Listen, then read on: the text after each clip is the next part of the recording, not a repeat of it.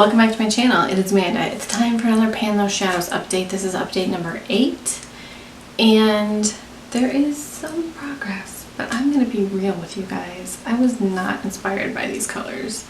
I feel like they were very springy or summery, and I'm not a seasonal makeup wearer necessarily. It's not like I think it's September, I can't wear teal, but sometimes I just don't want to, and I was finding that with these colors, so I'm actually going to swap out everything and we're going to get some new palettes in here. So let's get to the update.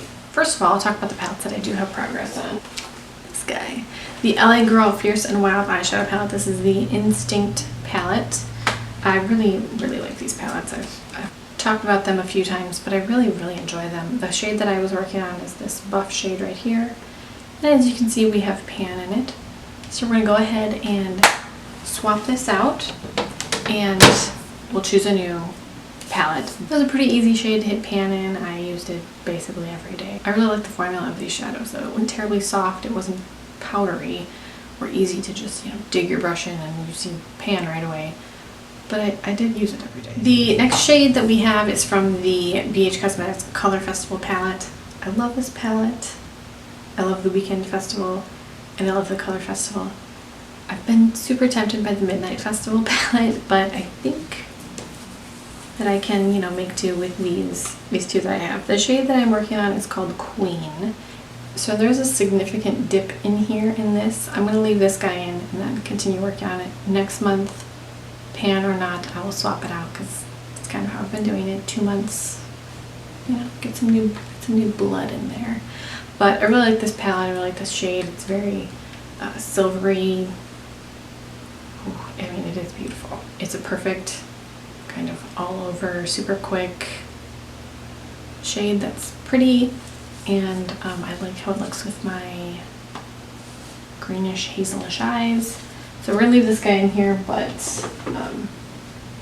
haven't quite hit pan on it. And then the last two palettes we are removing because they're both very tealish, bluish, and like I said, if I want to wear blue in the fall, I will, but just haven't been feeling it lately. So this is the Nomad Cosmetics Marrakesh palette, and this is the shade Palmerai. I still haven't looked it up, I keep forgetting. It's a beautiful teal, but I'm just not feeling the teal. I used it a few times. The shade is nice and pigmented. It's not patchy, but I just don't really like it right now, The other shade is from the Nomad Cosmetics Lago de Como palette, and that is Aquarama, this bright blue shade. I used it a few times, but again, I wasn't really feeling it right now.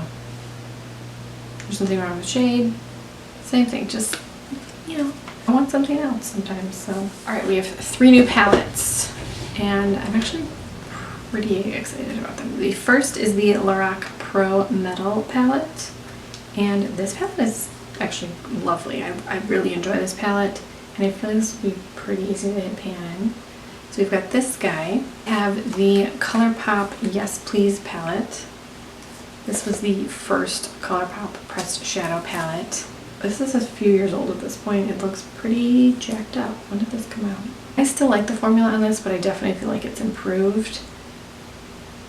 So we'll see what we come up with this guy. And then the other is the Anastasia Beverly Hills Sultry palette.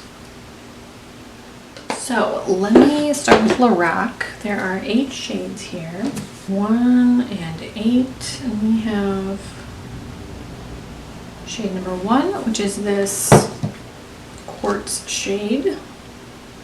Oops, this is very reflective palette. So, all right, now we have this guy, which has 12 shades in it. And I feel like the labels on these are backwards from how the pan is laid out because they weren't labeling the inside of the palette at this time. So I'm going to just have to look it up because I feel like it's backwards from how it's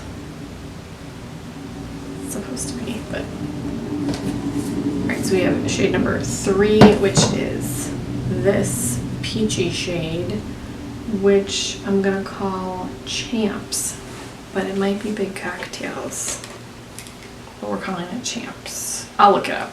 And then lastly, we have the ABH Sultry palette, shade number 7.